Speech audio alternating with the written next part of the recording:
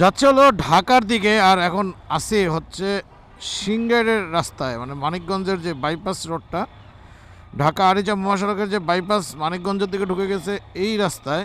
এবং এখানে কিছুক্ষণ পরপরই বাজার, রাস্তা সুপার, সব কিছুই ভালো, গাড়ি ঘোড়াও চলে খুব হরদম। বাট প্রবলেম যেটা হচ্ছে, এখানে একটু পরপরই বাজার, যে কারণে গাড়ি আপনি মন মতো টানতে পারবেন না। আর এই যে আমার বাম পাশে যে অটো, এই অটো মহাশয়রা তো মানে যেখান দিয়ে সেখান দিয়ে আপনাকে ঢুকায় দিবে, আপনি টেরও পাবেন না। এই কারণে বাড়তি সতর্কতা অবলম্বন করতে হয়।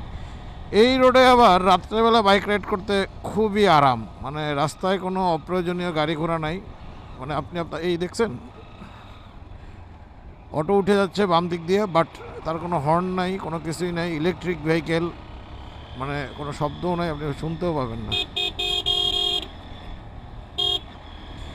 রাত্রেবেলা এই রাস্তা দিয়ে খুব আরামে বাইক রাইড করতে পারবেন, কিন্তু রাতের বেলা প্রবলেম যেটা, মাঝে মধ্যে নাকি এই রোডে ডাকাতি হয়।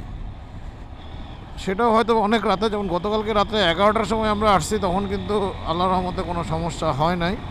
বাট আরও মাঝরাতে নাকি এই রোডে ডাকাতি হয়।